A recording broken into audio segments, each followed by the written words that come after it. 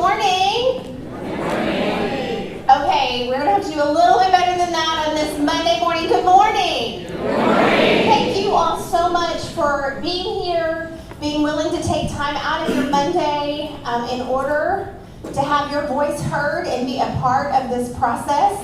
We're very excited to be here in this moment. It's taken a lot of planning, and to know that we have so many amazing minds that are going to be in the room. I have such confidence in this process. So for those of you who may not know me, my name is Tabitha Branham, and I am so proud and humbled to be serving the district right now as the interim superintendent. I'm not new to RISD. I have been here for 7 years, previously as the assistant superintendent for secondary and then the deputy superintendent. I currently have 2 students that are in college.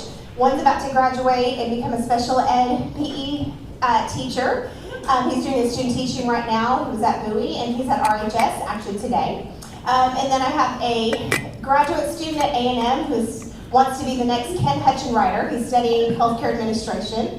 And then I have a daughter who's a sophomore at Pierce, and I have a first grader at Spring Creek. And we fell in love so much with RISD that we actually moved our whole family here.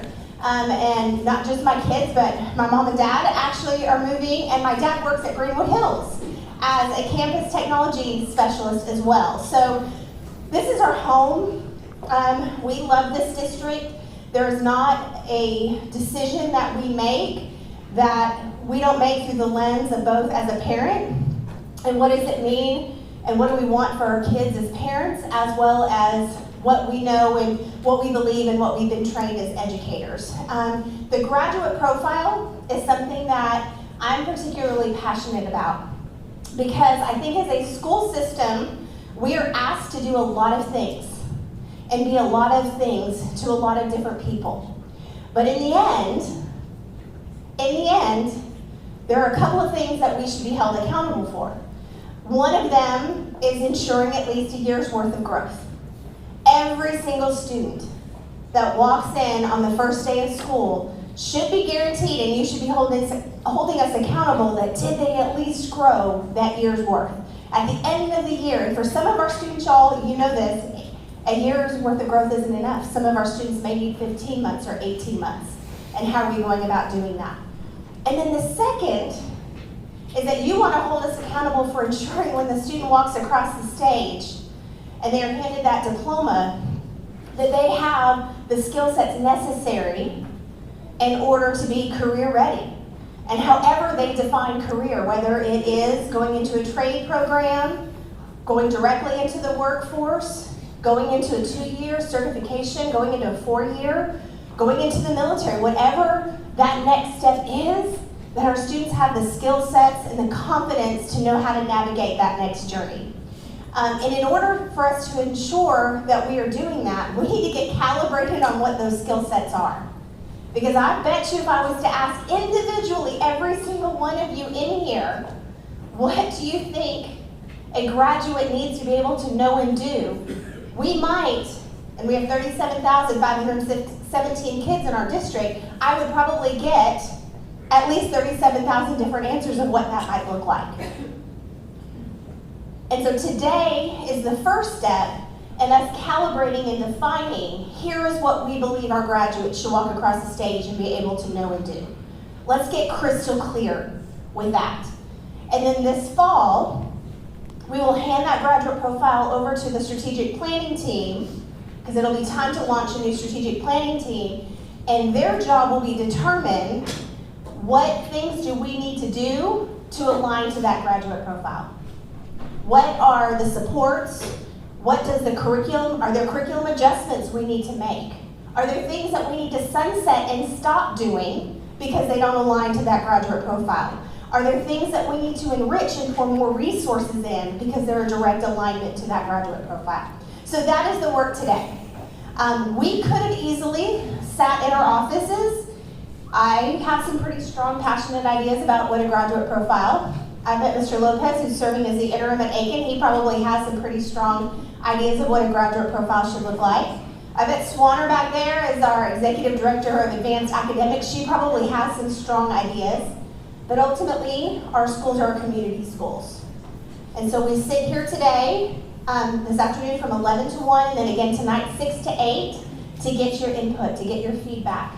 We want you all to be the drivers of this work. And then on April 18th, I believe, a community-wide survey will be going out in which every single individual that is a stakeholder of the district will have an opportunity to give us feedback to help generate the graduate profile. And then we will also be having numerous focus groups where we have higher education, where we have business and industry, where we have groups of parents, like focused groups to come in and really help inform the work as well.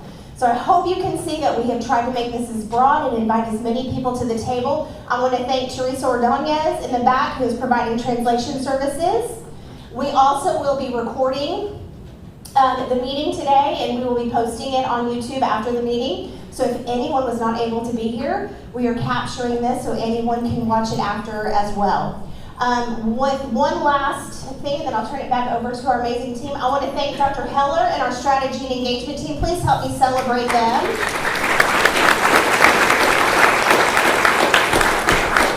It's a tremendous amount of work to set up and to facilitate a process like this from beginning to end, and I just really appreciate all of their efforts to making this a meaningful experience for all of those involved. And with that, I'm going to turn it over and thank the Engage to Learn team for helping facilitate this process. Thank you so much. So we will jump right into our work. After an introduction, you have Dr. Tammy Dean here. She's going to be working the room, so you'll see her floating all around. And then I am Dr. Cross. I am the facilitator for the couple of hours that we have together. Engage to Learn, if you've not heard of us, if you're not familiar with us, we are all about supporting the neighborhood public school. That's our mission. We come together with you as a collaborator and a partner, and so we are excited to be here. For just a moment, I know the room is large, and so when I need to get your attention, I'll probably just, can I have your attention, raise my hand, because you will have opportunities to talk today. So this isn't a sit and get, you're going to be involved. And it first begins with introductions. So you're going to take just a moment to introduce yourself to your table and talk about those expectations. If you have kids in the district, please share how many kids you have. So at this time, turn and talk with your table, and I'll cue you when to come back. Do we just like...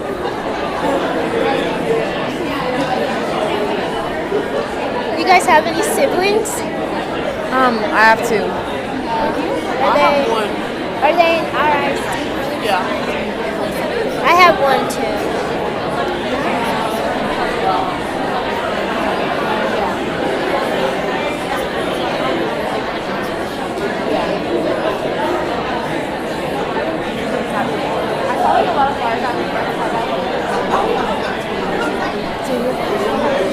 Okay, sounds good.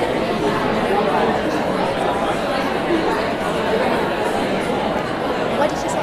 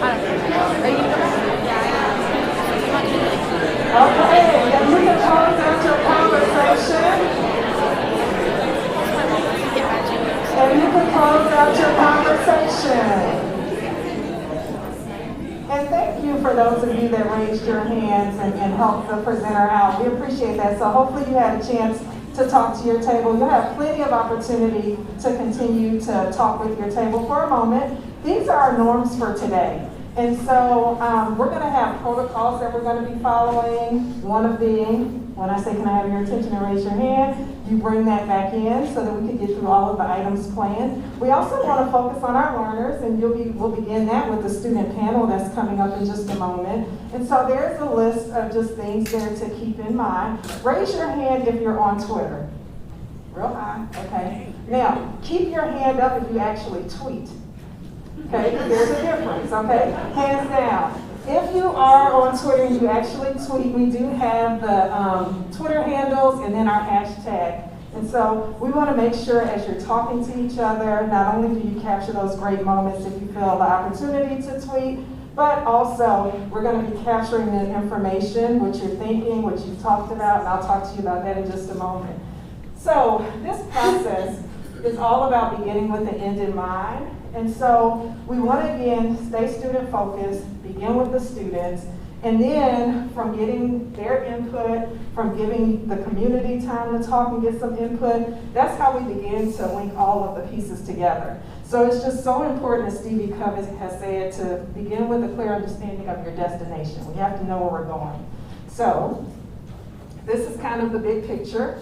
We're here in this engaged area, the first circle, the summit. And so there will be a survey, there will be focus groups. The survey is actually being released tomorrow. We'll close on April 18th. So for those that could not make it to this event, there will be that opportunity to also give input if they're not a part of the summit this evening or if they're not a part of the focus groups.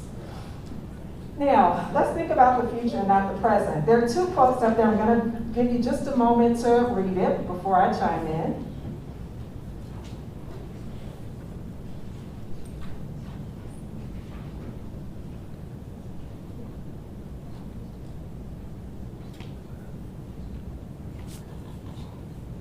And so both of these are very much about thinking about their future, okay? Not the things that we had in our futures or living out now, or what school was like when we were in school, but really thinking about our students and their future. And the one about Rip Van Winkle waking up and still recognizing school, that's kind of scary, you all. I hope that would not be the case, but just in case it is, this is the opportunity to get the input to see what do you really want your schools to be. You're doing great things already, so this is just adding on to the greatness. So next up is the best part, is the student panel. So you're going to get to hear from the students seated up here. You may want to kind of jot down some notes as they're talking, just so you could have it for yourself to reflect on as you're answering some questions later. So we have two students that we're missing. I know that I think Adam Lopez is on his way, so again, you may see him join. But we are very grateful for the students that are here. So we're going to begin with them introducing themselves, saying their school and their grade level.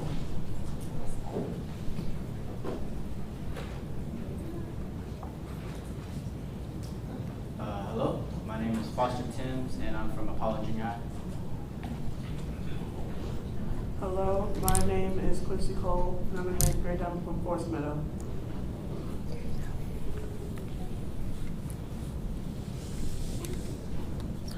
Louder. Good morning. My name is Precious. I like the mic sound. Good morning. My name is Precious Akibe. I'm from Richardson West Junior High, and I'm an 8th grader. Hello, my name is Kaya Ragavir. I am from Richardson High School, and I am a 10th grader. 11th grader. Sorry about that. Hi, my name is Betty. I'm from Westwood Junior High, and I'm in the 8th grade. Hi, my name is Kate Anthony. I'm from Richardson North Junior High, and I'm in 7th grade. All right, so thank you all for being here. We'll begin with our first question. And that is, what are your hopes for your future? And anyone can start.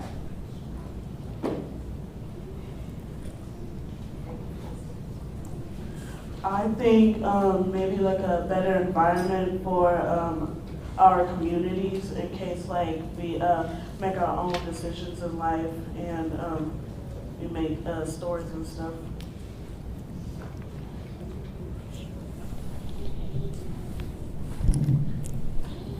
My hopes for the future is I'm a person who is very passionate about helping people. I would like to own a nonprofit organization that helps the homeless and hungry Americans. I hope to open an organization that in 10 years there are less homeless people on the streets.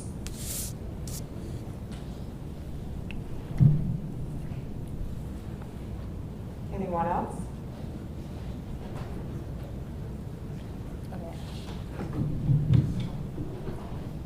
My hope for the future is to be a law student. I'm already supporting that future by attending the law magnet at Richardson High School, and to be independently financially stable.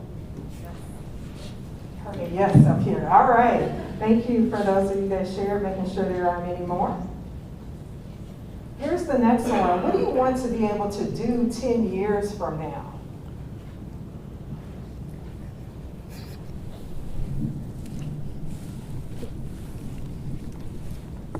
Like I said previously, in 10 years from now, I would like to open a nonprofit that helps the homeless and hungry Americans. And also, in the future, I want to be an orthopedic surgeon too.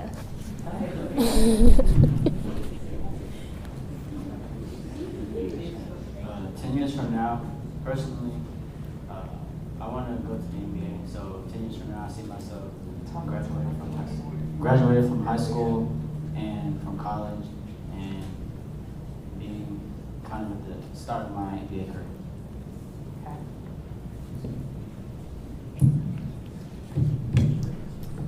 10 years from now, I really want to go to college, and I really want to do medical school, and I want to become an anesthesiologist. I really just want to be able to support my family and, overall be proud of myself and be successful.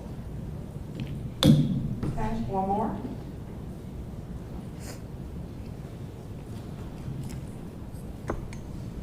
In 10 years from now, I'm going to be 27. So I expect myself to be doing what my daily dream every single day. I'm a musician, so I would love to be performing on stage, inspiring kids, inspiring the future us, the future, our future. But if not, I will be studying in physical therapy, in sports medicine, and hopefully be helping our community just make their way into society. Here's the next one we want to hear from you on is what are the ways you learn best? So think about that for a moment and jump in when you're ready.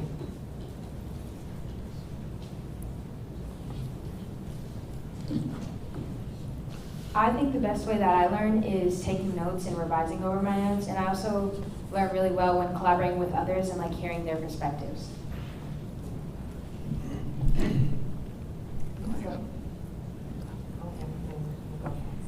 I feel like I learned the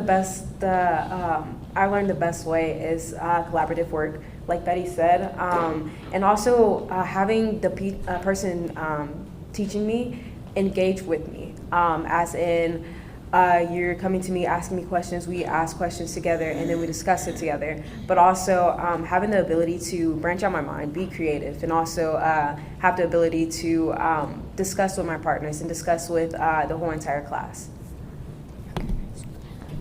The best way I learn, I do visual very well. I like to see visual is either the teachers show me how they want their assignment to be done, because in my head it might be different from the way they anticipate me to do it. So I like to see it, and I also like to work with others to see and hear their point of view, because everyone have different point of view, and I want to hear theirs, so it helps me think better.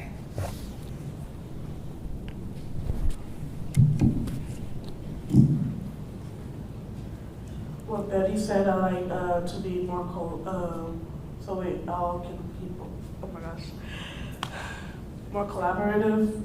So it can be like a better environment. So it can learn more and see each other's point of view and how they learn and see their perspective. Okay, change your mind, it's okay. All right, so thank you for sharing that. Now, the next one is, what are the things that make you interested in school? And if we could hear from everyone on this, that would be great. So what makes you interested in school?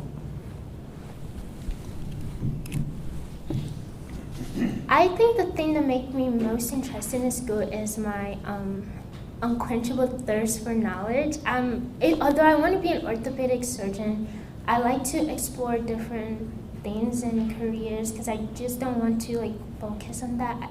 I want to branch out just in case if in the future I don't decide to go into medicine. I like the arts, I like dancing, drawing, painting. So I like to do those things and branch out and not just focus on one thing. So I think my knowledge, my thirst and curiosity for knowledge is what makes me interested in school. And also the people and how diverse it is. You get to learn from different backgrounds and different people who speak different languages, and it's interesting a lot.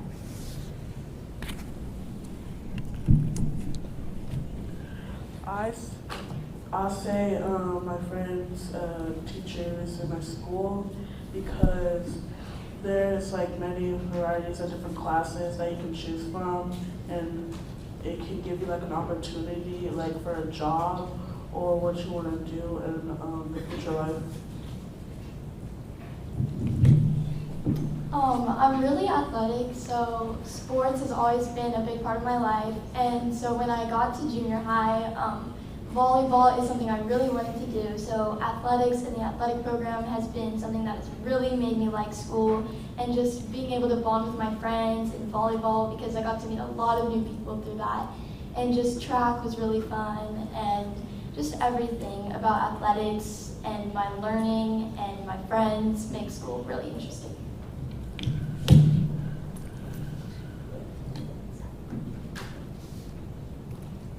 My interest in school, I would also say sports. I feel like it's a great time to work on yourself, on your own health, and it also gives you a chance to bond with other people that you have common interests with, because if you're doing a sport with someone else, they're interested in that as well. I would also say, obviously, social time with friends. It gives you a great time to branch out and learn about other people. And going to school and knowing that you're hiring your own education is also a really big interest of mine.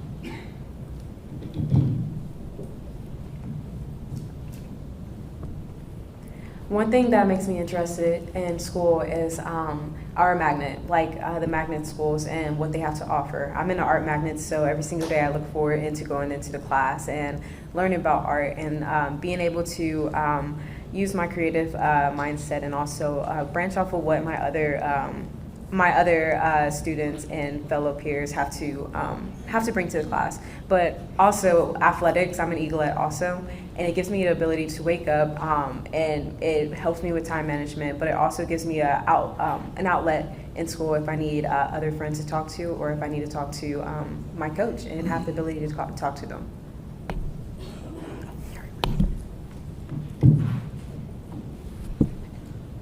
I say I'm interested in school just because of all the clubs and stuff that they offer, not just athletics and stuff, but at Apollo they have esports, and they have a cooking club, and they have different things like that that interest a lot of different people.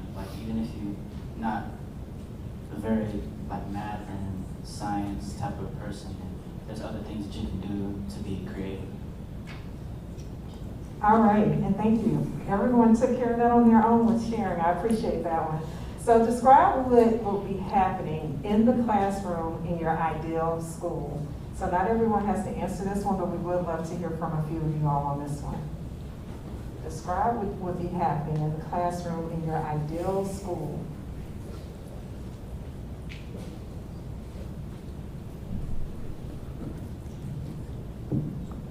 I would say in my ideal classroom, I want to have a teacher that is understanding and willing to listen to their students and their different ideas.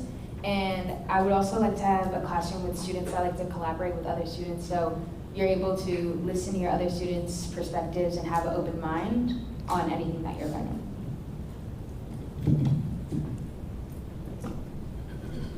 my ideal school, I like my teachers to be engaging, and I'd like to do a lot of different activities that engage the student, like in science.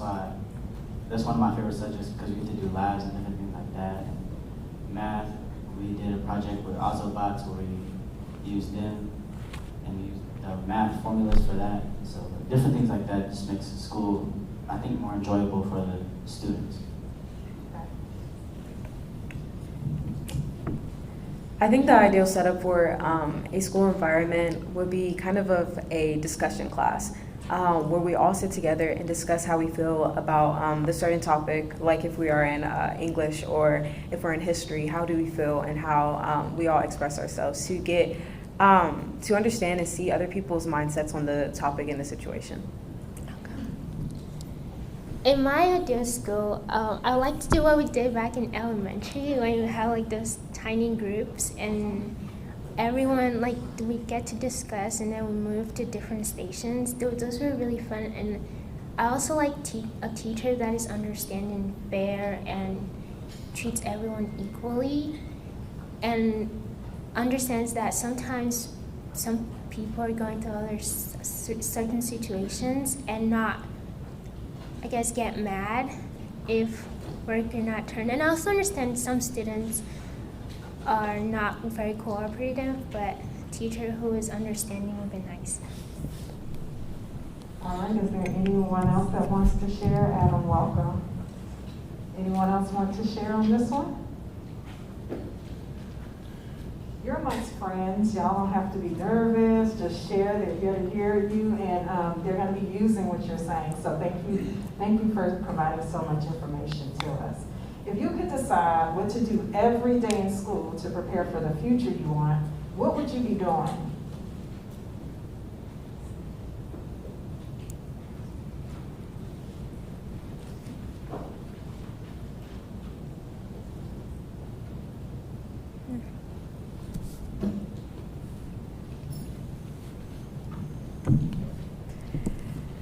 Something to help us prepare for our future.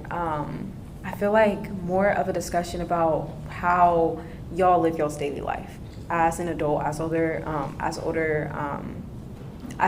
people. How would y'all express to us how you live your daily life, and feel comfortable to speak to your students about what's happening, like being able to discuss taxes or being able to discuss how college is going to be like, being able to just freely talk about your college experience, because I feel like that's something as a high schooler we would feel comfortable to hear about and see where we could go or how it may be. I agree with you, and I think teaching or having kids learn earlier, like in middle school, learn about taxes, how to pay taxes, and anything money related and college stuff would be very important and beneficial.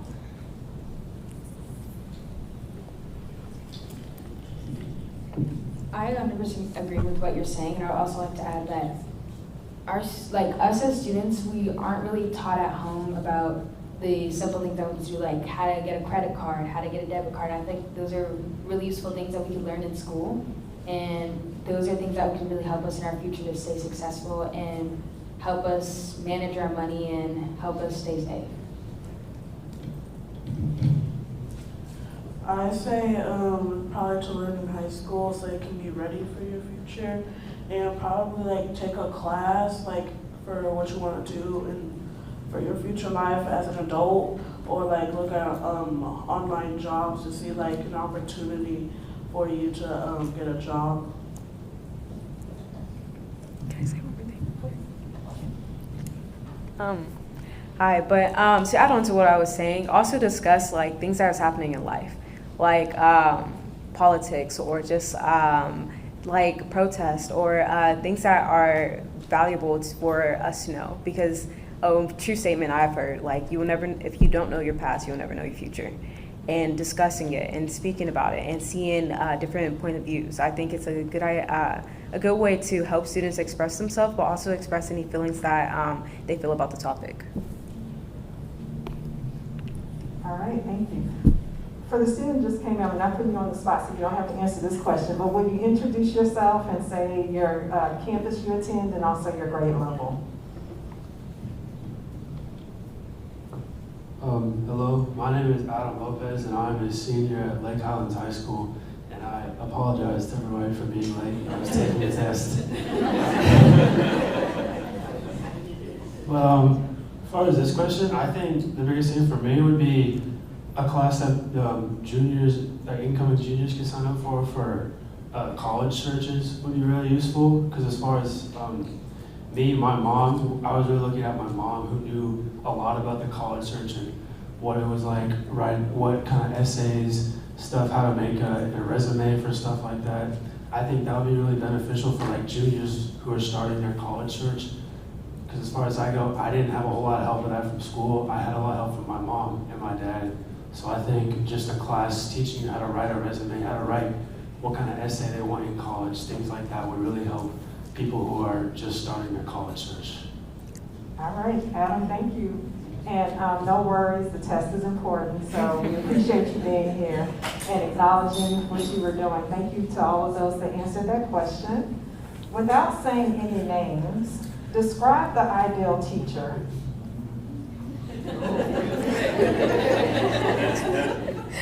My ideal teacher would probably be someone who's very caring because you have to care about your students.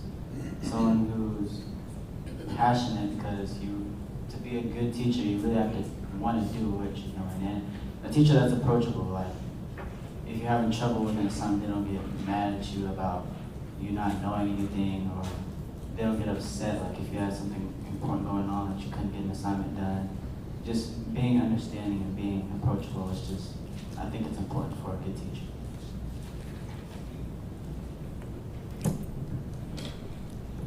I feel like the ideal teacher is just to have a teacher that's willing to listen, because I think there's a lot of teachers that are just super strict and like don't want to listen to our students, and I feel like school should be a safe place where we should be able to talk to our teachers that are willing to listen to what's going on with us, whether it's in the classroom or out.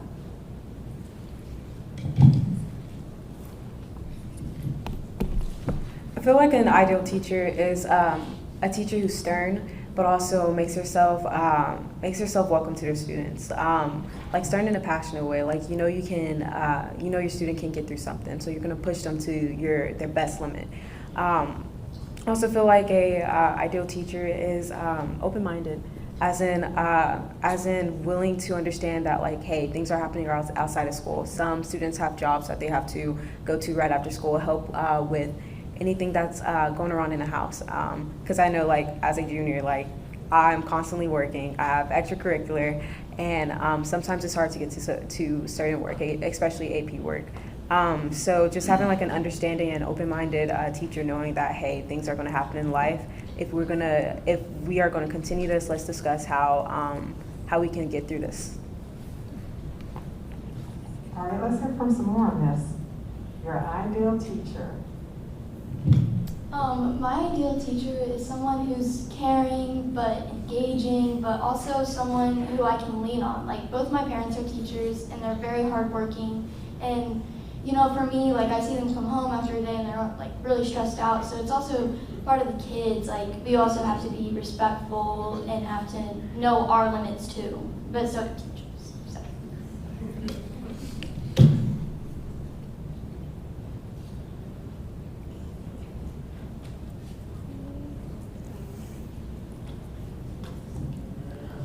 My ideal teacher would probably be like someone who is caring and understanding about what the students need help on, or to learn to see a different perspective from the students and how they will learn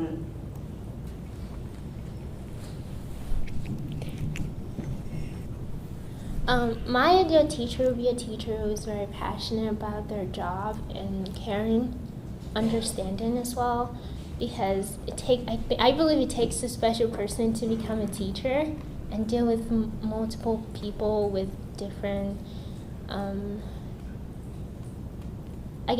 different needs. And understanding and caring teacher is also very important, because people have other stuff outside of school, and an understanding teacher, someone they will need when they're going through stuff, and they could help them.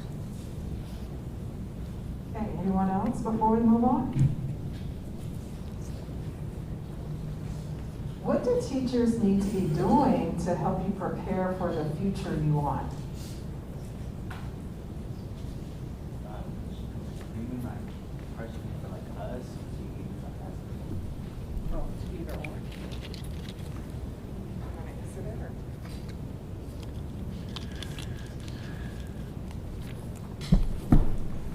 I'd say something that teachers need to be doing to help for me personally. I can't really think of anything off the top of my head, but I think just like we described how to be a teacher, kind of incorporating those characteristics in just their everyday teaching. Like if they were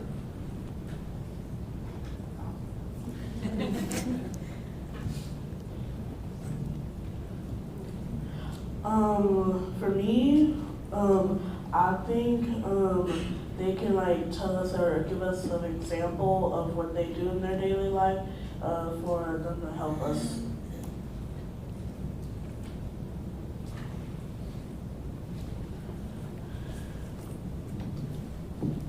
I think what teachers need to be doing to help us prepare for our future is making us aware of what our future is going to be having. Let your students know that the world is going to be tough, but don't make them scared of it. Don't make your students be fearful of their future. Let them know that their future is going to be tough, and just make them aware.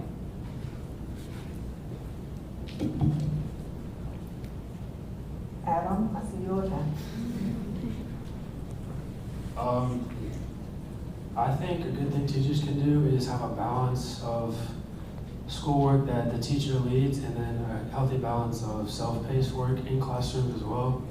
Because the reality is, the farther you go in life, the more self-paced and self-responsible you're gonna have to be. So I think, not to an extreme extent, but like even in elementary schools, give them a good mix of things the teacher leads and then some work, like homework, not just homework, but like work in class that is self-paced for the students to teach them that self-drive, dependability, I guess. Just start teaching them at an early age, like give them a drive to get their work done when being motivated by themselves and wanting to do it, not just having a teacher tell them you need to finish this worksheet in the next 10 minutes. So like just a healthy balance of teacher-driven and self-paced work, I think would help, especially like little doses for younger kids.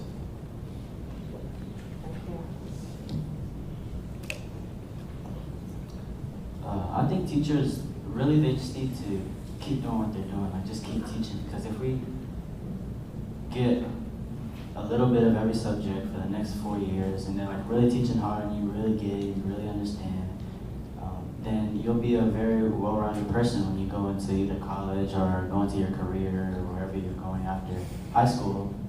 And it'll just make really life easier, because if they're teaching you a little bit about life during their teachings of like math and science and reading and different stuff like that, then it'll really benefit you later on in life.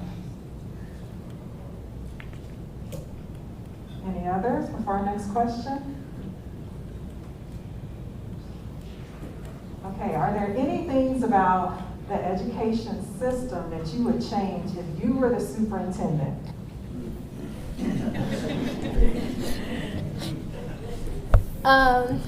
I would like to change the schedules a little bit.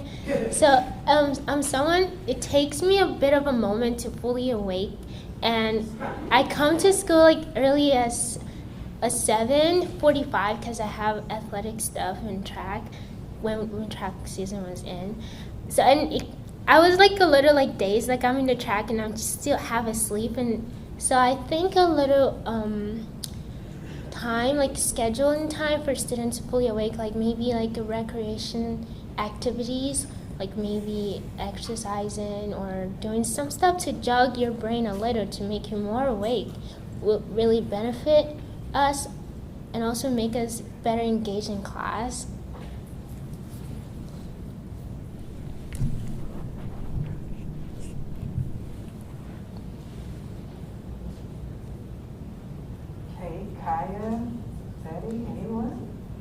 your thoughts? You're in charge, you're the superintendent. Is there anything about the education system? All right. I don't really know if this applies to like the education system, but I think like where you go to elementary school should change because like where I live, I'm closer to one school. Like I'm closer to MST than I was to Terrace, but I was still to Terrace. So I don't know how that works, but I think that should change just because like I really wanted to go to Westwood because it interested me, the magnet program, and I think that having a choice would really benefit our career.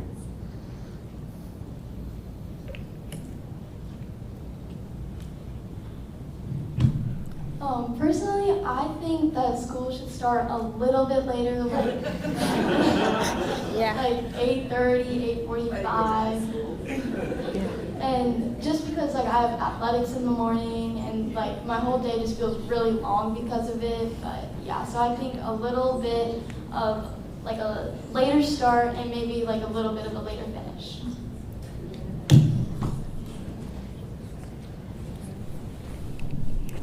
And also, I also like to add that to the schedule, maybe like a longer advisory than 30 minutes, because like we're in school for 8 hours, and by that time, I'm like my brain is like half asleep or half dead because I have so much stuff in there. So I think a longer advisory will really help, so I can like process stuff a little bit before I go to my next class.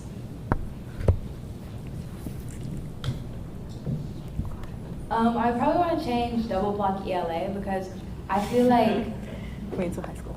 okay. So I feel like that other block could be used to give you a class like something that you feel like would benefit your future, or a class that would be able to help you like do better in your other classes, like tutoring, or like if you wanted to do AVID as that other period. I feel like that would really help. And I feel like ELA, there's like plenty of time to learn about it in one period. I know this is very controversial, but being broad about history and going out and actually teaching history as it is, and being able to have this discussion with kids like, hey, this is what's happening. And I know it's hard to see and I know it's hard to witness, but this is what has happened. This is what we're gonna learn about it. And because like I said in my statement before, if you don't know your past, if you never know what your past is, you don't know what your future may hold. And so being broad about certain type of topics and knowing that it's a hard topic that we're going to discuss, but we're going to discuss it, I think it's a really, really good thing, and a good thing for children to witness and also put their mind into it. I definitely agree on what you're saying. I think that equity is really important. Like whenever we're learning about history, like it's really important to learn about our past, because if we don't learn about our past, how are we going to benefit our future? Learning about our past will help us know that we did make mistakes and to learn off of those mistakes. Okay, any others on this one? Go ahead, Adam. My point of view might be a little bit different. Seeing as I have been in high school for 4 years and I forgot double E block ELA was even a thing. So my thing is with a schedule, because for my high school at least, our schedule is an A, B, and then a C day. Yeah. And I know everything has changed. Everything had to change last year because of pandemics and everything. And then they changed it again this year. But I do think it is changing again next year, so it might be addressed. But I just think, as far as high school is, I don't see for me personally, C days are like my least productive day of the week. Most definitely. Because for every other day, our classes are an hour and a half long, and those are what the days the teachers plan for. And then on C days, it's either you have a test or the teacher just doesn't have something for us because they don't make lesson plans for 45 minutes anymore. They just don't do that. So I just think the C days, while you do get to go see every teacher all in one day, which is, it's just nice, but I don't think it's fair to the teachers to make them lesson plan for an hour and a half and then also try and make a lesson plan for half that time every week for the whole school year. So I just think I would change it towards C days, whether less frequent or just not a thing, because for me personally, I'm either always taking 6 or 7 tests every day, or I'll sit and read a book because my teacher doesn't want to start a lesson and get cut off halfway through. So that's my opinion on that. Okay. Anyone else on this one before we get to our last question? All right, here's the last one. Let's say you came back to the district in 10 years and the changes that you just described have been made. How would you know?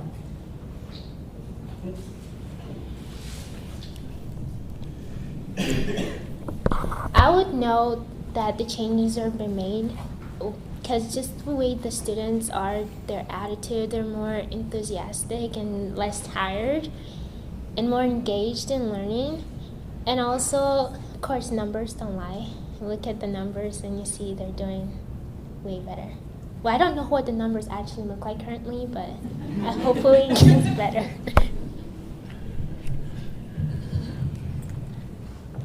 I feel like looking at all the changes that we've all made, you could see that the students' lives in education would be improving, and I feel like students would definitely gain more interest in school. And even if it were to only start in RISD, I feel like there would be a ripple effect, seeing how the students would be benefiting themselves in their future for it to go on to multiple ISDs, not only in Texas. For this question, I'm just going to answer the other question so I can answer this one. I'll probably get rid of C-Day, so it could be, so the teachers will have more time to plan and we can have more time to learn as well. In the school building, I feel like it'll be like a modern place where it could be like kind of creative. And the classroom would be like a little bigger so it can have more people at once to learn.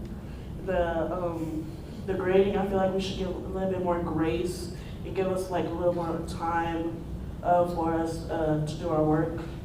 And in 10 years, I feel like it'll be a better learning opportunity for us because it can make us better learners.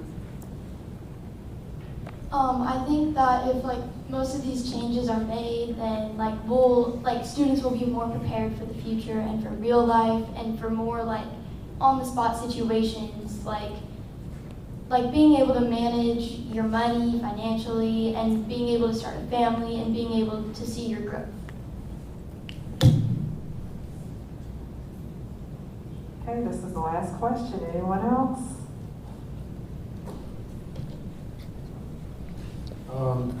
I think the biggest thing I would see is the percentage of kids every year graduating would be 100%, I think would be the best. That would be the biggest sign to me that things are really changing for the better is everybody every year graduates, because I don't know what the exact numbers are, but I know a good amount of people in my grade who will not be walking across the stage and graduating this year because some people don't show up to school anymore because they're just done with it. I just think if all these changes that everybody here has talked on, I agree with all these changes. I think the biggest change will be if everybody can graduate after saying I went to 4 years of high school.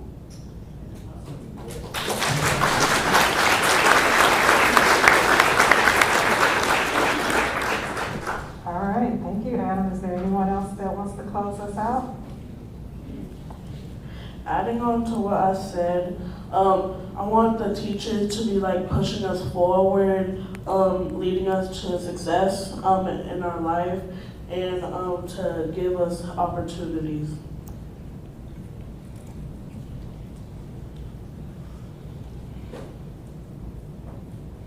All right, just making sure. Well, I want to say thank you to this panel.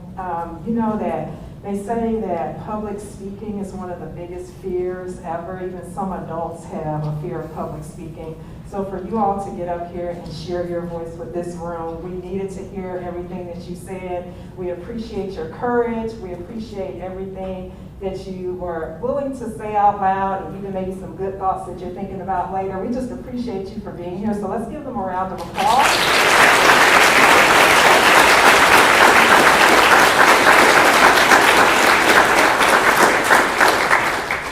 So what we are going to do now, you all, you're just going to have a moment. You're going to have some table discussion. In addition to, I know you're ready to talk about the students and what resonated with you, but before you get into the deep discussion, I want you all to assign team roles. Now, if you have less than 4 people at your table, you still have to have all those roles covered, okay? But make sure you get all 4 of those roles assigned and take a moment to discuss that question. You'll have just a few minutes, so monitor your talk time and go ahead and start that now. That was scary. Y'all are good to go. Oh, we could go? Thank you. Thank you so much for coming. Appreciate it. Yeah, this evening? Me? I will not. No more. Well, thank you for coming. I think so. Awesome. Hi, I just want to say hi.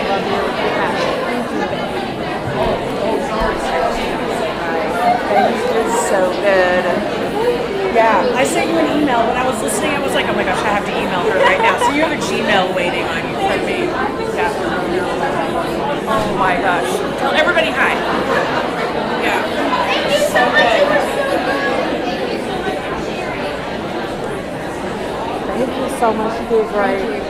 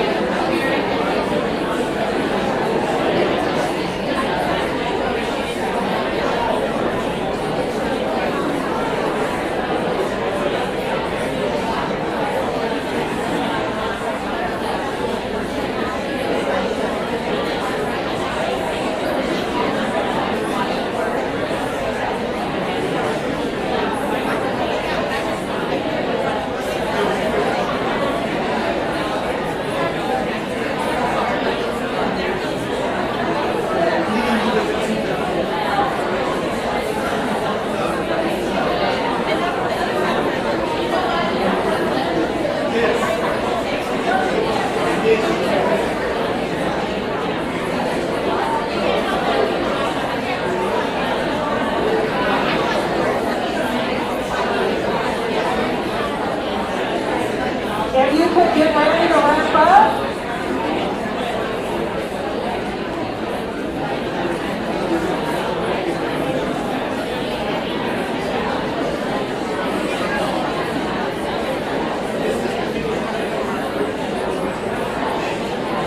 And if I could have your attention.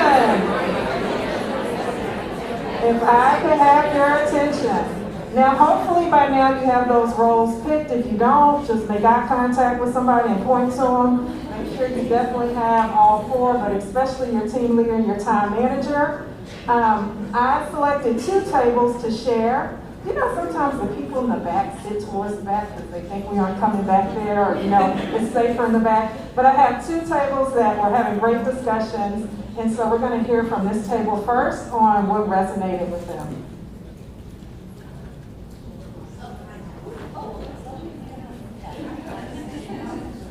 What really resonated with us is that it seems like these kids are feeling like they're lacking some real life skills that they need, and so we really feel like that's definitely something that needs to be addressed for these kids, is to give them the day-to-day life skills. Thank you. And then my next table is right in the back there. Yeah, good morning. One of the things that really struck us was how they preferred a collaborative approach to education versus what we might have had as the lecture, the life skills, and being able to discuss and debate and compare. All right, and thank you. And I saw some head nodding when you said that one. And so I know there was a lot of good, great conversations. And what we're going to do is you're going to have some other time to like talk with your table. But now we're going to move into, in just a moment, the portion where you're going to be inputting information. I'm going to go through just a few slides. This is the place where you will be completing your information. On your table tip, there is survey. I saw some of you have already done your QR code. Make sure you click that survey. The agenda one you really don't have to keep open, but make sure you're able to access, because this is where we will be cataloging this information, because you all, we are not here just to talk. We are here to be about action and collect some of those thoughts. So make sure you use that QR code to access the survey. If you're having trouble with the QR code, if you type in this short link, the rezed.io, if you go through it this way, then you will have to enter this event code. If you do the QR code, then it takes you automatically there and you're in. You won't need the event code. And then you techies, there was supposed to be a techie at your table. Check your table, make sure they're all in. Help them if they need it. And if the techie needs help, raise your hand and we'll help you. I love it. So I will ask you not to go ahead and fill out all the questions. We do have a protocol. One of the things in the beginning talked about following the protocol. And so we want to make sure that happens. So again, if you need help, anyone struggling to get in, if you just wave, Tammy, Dr. Dean in the back is on the lookout and we'll get you there. So how has technology changed the world? This is not a question, but just something to think about. Over the years, things have changed with technology.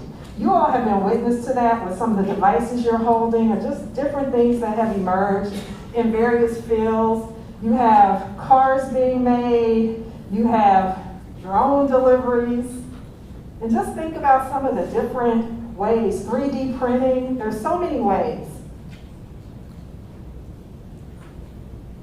And so, the comment about the collaboration someone mentioned, the kids want more of that. That's part of what we do and we'll probably continue to have to do. So, if you had to guess, and someone that's confident is okay with sharing with the room, what field do you think these people are in? If you just took a guess. Government technology? Meteorology. Here, yes. They're in the trucking industry. Yeah. Things have changed, right? That's a trucking industry picture. So just a couple of different ways on how technology has changed, and it lists 3 different statistics. A lot of people starting their own business now. That used to be a thing where, only the brave did that, or a few people you knew started their own business. They even talk about the number of jobs. Look at the number of jobs, their top statistic. 10 to 15 jobs is what they'll average. Okay, so just a few things to kind of think about how things have changed. Jobs created in the last 5 years. Some of these jobs you may recognize. Some of these you may be thinking, what in the world is that? Okay, so just giving you a couple ideas about how things have changed. There may be things on this list, it's not conclusive, that you're thinking about that could go on this list as a job that has been created within the last 5 years. So what we have to think about are some of these questions is just how do we make sure that our students, our children are able to be productive, they're able to compete, they're able to thrive, because that's what's important. You've heard from them, you have your own thoughts, And we want to begin to capture some of those in just a moment. What skills do we need to thrive today? If you're a reader, you love a good book, maybe you've already read these. If you're interested in reading, here's some books that speak to that if you're curious about what's needed to thrive. And I'm waiting a moment. I see cameras up taking pictures, and I don't want to get in your way or move too fast. So what skills do we need to thrive today? Thriving is different from surviving. Okay, think about that. Top 10 skills employers most want. Look at this list. Think about, is there anything on there that maybe you heard the kids say? Is there anything on there that you think is important?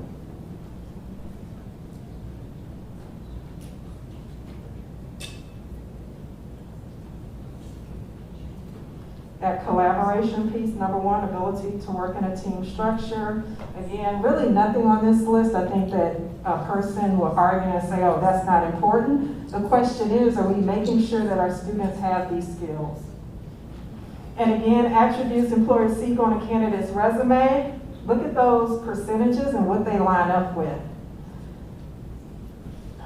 So ability to work in a team. That ranked up high. When you think about something like technical skills, sometimes we get so engrossed in the technical skills when there's some of these pieces that are even way more important. It's not to say that this is not, but it makes you think about what's important. What do we need to make sure? How can we ensure our students can compete regardless of what Richardson school they attend or where they decide to go in their future?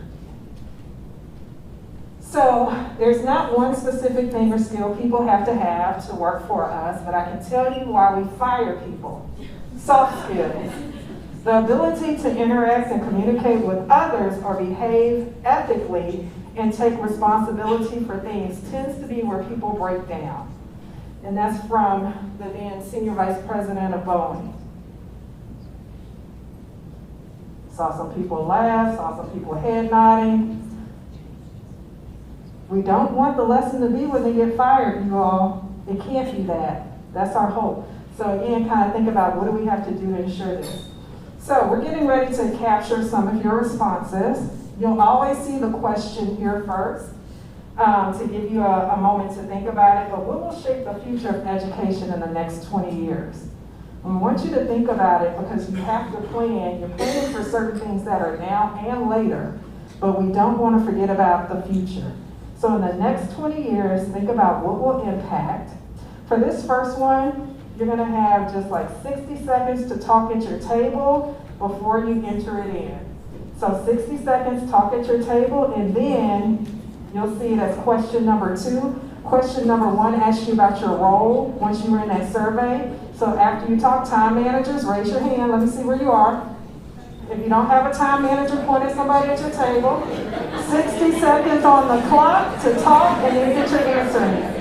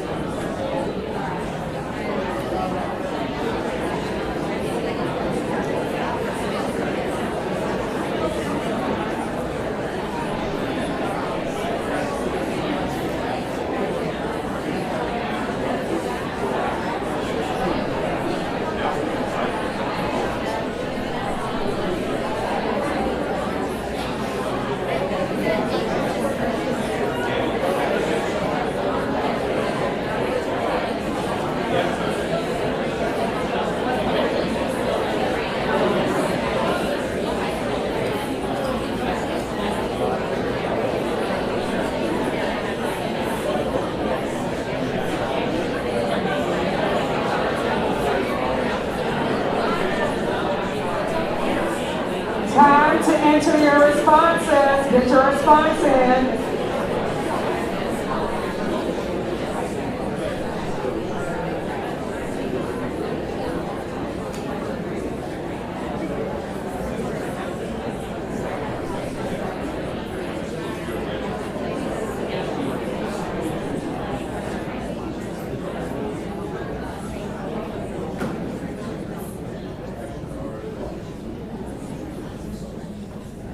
I didn't give a cue or anything, but thank you, because that was about time when she had enough time to talk and then get your responses in. You may have noticed it had you, where you could select your response, you could check off some options, but it also has the box for other in case you wanted to put something that was not listed there. For this next one, question number 3. What are your highest hopes for your students as a result of their time in school? One of the students in the panel mentioned the amount of time they spend here. Most of y'all know how much time they spend in school. So out of all those hours, what's your highest hopes?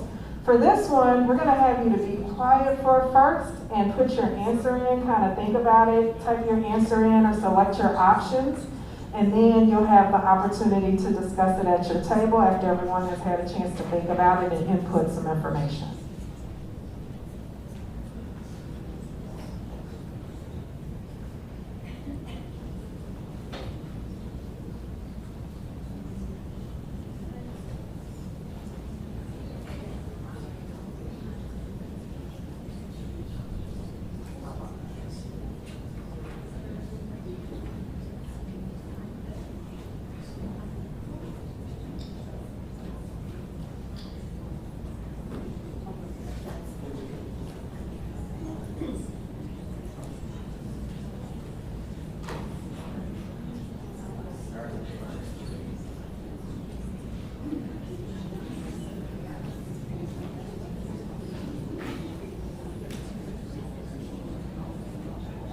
And 60 seconds to discuss at your table.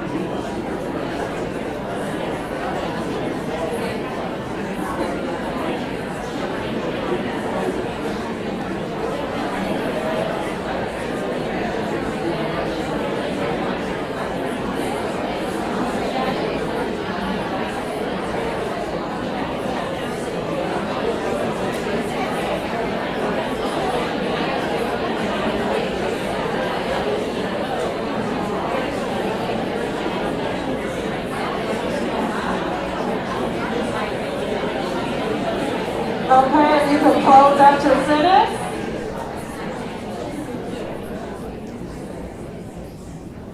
All right, excellent. I'm gonna give credit to the team leaders that's helping to corral their team. Thank you, team leaders, for helping with the room. One thing I failed to mention, you all, is on whether you are, if you're using a mobile device or your laptop, there is a blue man with his arms stretched out, him or her arms stretched out at the top right. That is for accessibility, so if you need like a larger font or anything like that, you can click on that blue man or woman and that should be able to help. So, we will move on to our next question. Question number 4. In today's context, what are the most important skills for all students to possess in order to be successful? Okay, so think about the skills that they need to possess to be successful. I see some of y'all have the pace of it, y'all are entering in or selecting your information. And time managers, I'm gonna give you 90 seconds on this one for your team to get the answers in and talk. 90 seconds for both.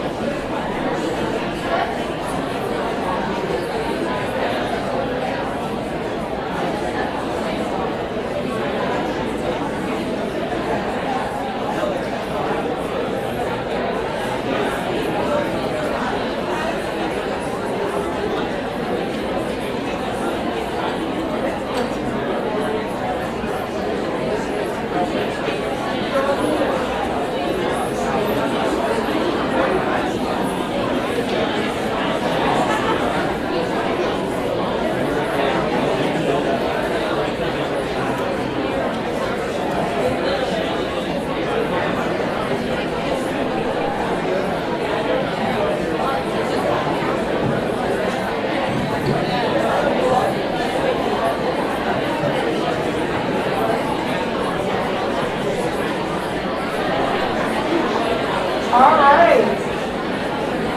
Make sure you have your answers entered in. Thank you, back right table. I see you, thank you. Okay, make sure those answers are in. We are going to go on to the next one. This one is about what ideas will shift education to be more focused on creating a personalized learning experience for students. So we know that sometimes in life, like the pandemic caused us to shift. Like we didn't know that was going to happen, what was coming, but there are things when you think about it that may cause us to become more personalized. And so again, there may be a list of items. For this one, this is going to be just enter in on your own. You're not going to have table talk time for this one, but just go ahead and select what you think, and if it's not there, please add on.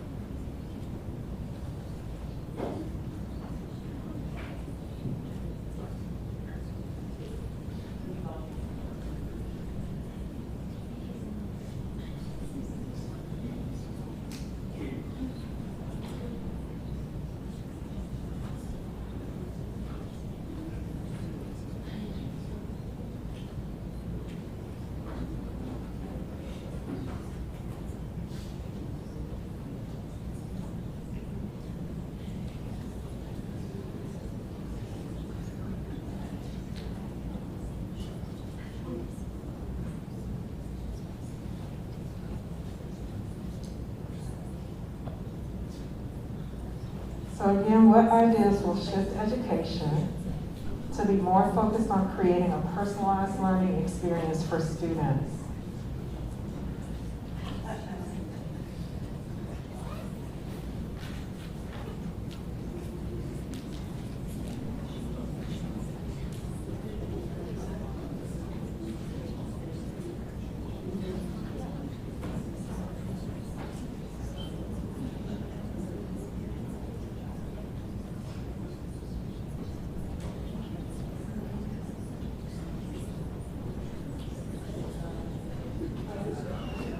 Okay, number 6.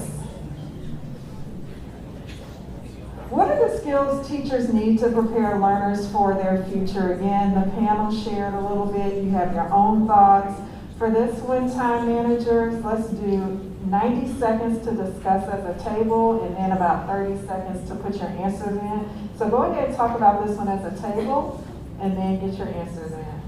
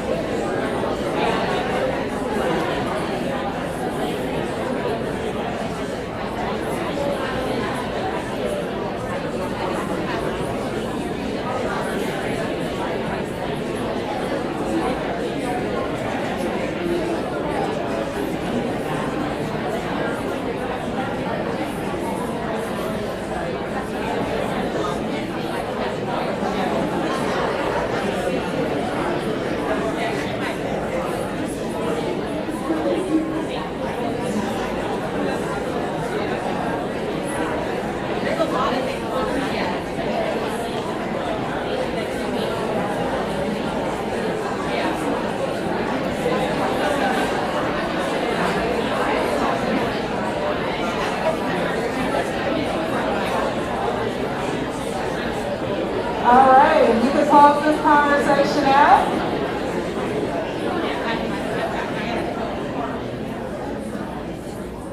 Thank you. So I heard a lot of discussion about what was said on the panel and people honoring student voice and kind of thinking about things that they said to include on this piece. If I could get one communications manager to just kind of share out part of the discussion that your table had. So communications manager, just one brave soul. There we go, thank you. There's the mic. Usually I just use my teacher voice, so I'm really loud, just to start with. At our table, we really discussed, several different things on that list that sound amazing. But one of the things we did really want to talk about was, of course, being a collaborator with the students. We also had on our list, one of our students mentioned having grace and, with work and engaging activities. And so one of the ones that we picked was having a variety of activities to experiment with in a risk-free environment. And we thought that sort of added to what the students were saying on board about having things they were interested in, and the stakes for them were not so high. Excellent, thank you. I did not pay her to do that. Thank you so much. All right, here's the next one, you all. What actions could support students in reaching the highest hopes you selected above? So think about what you selected for highest hopes, and this portion is asking about the actions. So for this one, you can go ahead, take 90 seconds. We'll do the same thing. Talk at your table, enter it in, 90 seconds.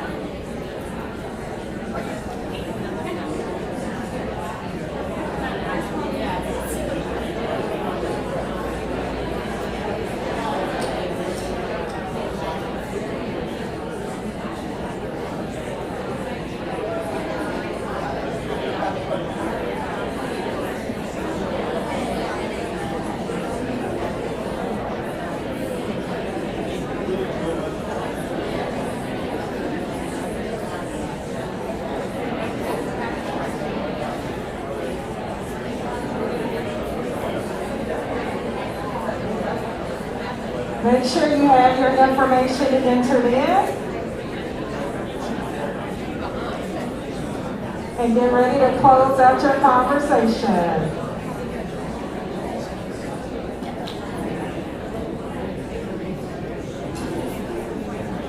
Okay, we are ready for our next one. This is all about technology. To support today's learning, how should technology be used or improved Again, you all, even though you have a checklist, we also want to honor your voice. So if you need to type something in that other field, but go ahead and take care of that one. You can just go ahead and enter it in. We're going to skip the table talk on this one.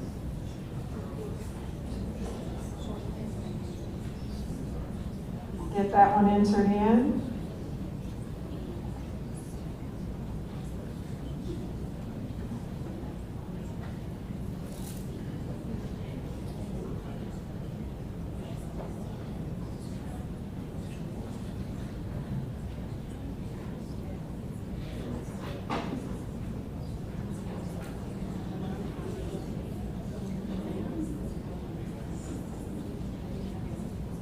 To support today's learning, how should technology be used or improved?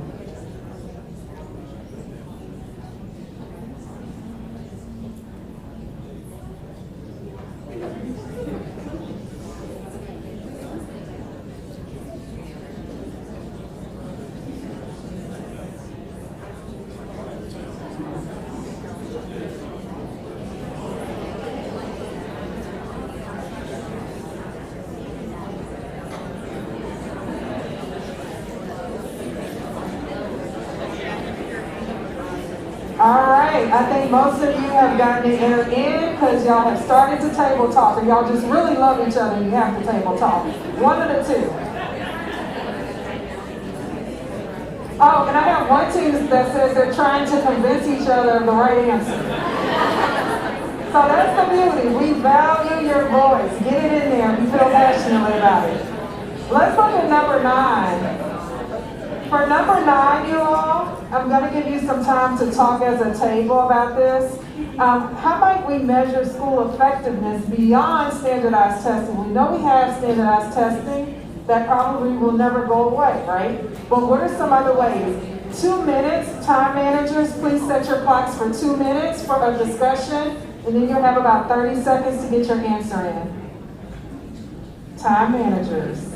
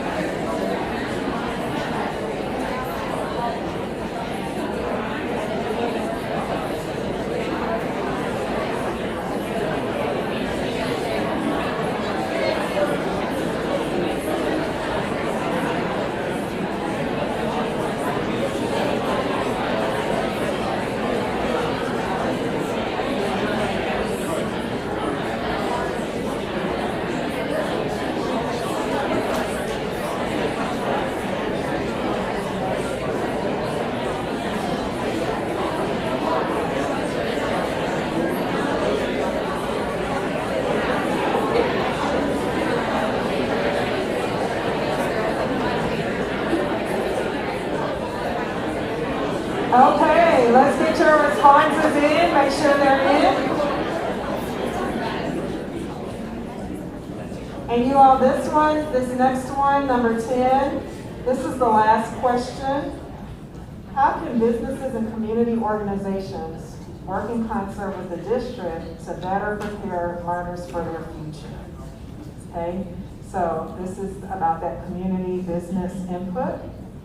And if you can get those entered in, you'll have about 90 seconds to discuss at your tables. I have some time managers looking at me. Give me the time, Crystal, give me the time. 90 seconds, time managers. Y'all can discuss, get your answer entered in, and then we'll get ready to move on from there. I will tell you all, you may see, once you enter your answer in, it's gonna give you a box that'll say yes or no. Click no and hit submit. Okay, you'll see that at the end when you get ready to close this one out. It's gonna give you an option of yes or no, and then hit no and submit. Okay, 90 seconds.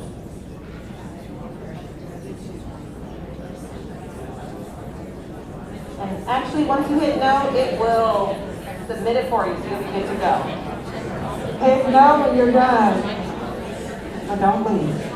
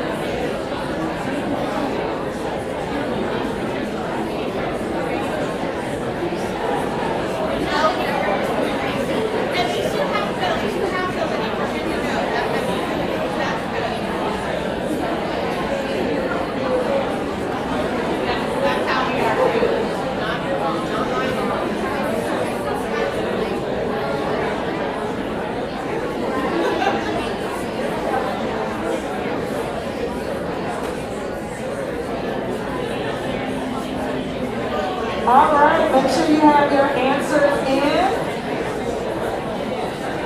And you have submitted your survey. I see some yes, but no worked. Okay, so I have two tables that are going to share out, starting over here. We talked about a lot of things, but I think a lot of the common perspectives that we heard were that kids don't know what's out there and they don't know what to expect. And I think the community could do a better job at providing opportunities for kids to see what types of jobs are there in my community. Let's say I graduate from this school and I maybe go to college, maybe don't. What is there out here? And using my strengths, what could I do out here? So they have like a little bit of an idea of what to expect when they do graduate versus like you can go to college and I don't know what else is out here. You know? Yes, thank you. And then right over here at this table. Good afternoon, everyone. This rock star table came up with this one right here. Be able to provide hands-on learning with the work community environment, right? So we went kind of back and forth between internships and that one because all companies can't provide internships for teenagers. But being able to provide those opportunities, hands-on learning opportunities, we thought would be very impactful. All right, thank you. Thank you for those tables that shared. I saw some head nodding as you were sharing. And so we are going to get ready to close this out. So participation is the most important. I really want to thank each of you for taking time out of your schedule. I know you could be in lots of other places doing a million other things. So I just really appreciate that you have taken time to come out here to participate in this summit. Again, there's a summit tonight, so if you know someone, tell them about the summit that's happening here at 6 p.m. But spread the word. The survey will also be open. That opens tomorrow and closes on April 18th. Spread the word about the survey, because what we don't want to happen is for someone to say, who came up with this? We did, the community. So we want to get that input out there, let people know, but that survey is going to be the best bet if they can't attend the summit. And so be sure to spread the word. You are influential. And so if you were able to complete the poll, this is the information for the survey. It's a bit.ly, a short bit.ly. Or if you know you want to take a picture of it because you want to share it with some individuals you know to encourage them to begin taking that survey, that's another option. The next piece, so it's always important to find out, so what are you going to do with this? I don't want it to be said, do y'all remember when we met in that room and talked about things? Whatever happened to that? Well, the plan is here. It's already in motion. You all being the first part of that. So there's going to be focus groups that happen. Then from there, the design team, focus groups will be the last portion of the engage. So you have the summit, the focus groups, and then you have the surveys. All of that's taken and given to the design team, who then begins to work on the pieces, and they use that input. And then a create team, sometimes it's the same people, sometimes different, but then it's presented before the board. And so then the board gets to determine if it's accepted and all those pieces. So that's the process. So please know that your input will be used without question. And that is it, you all. Thank you so much for your time. Have a great day.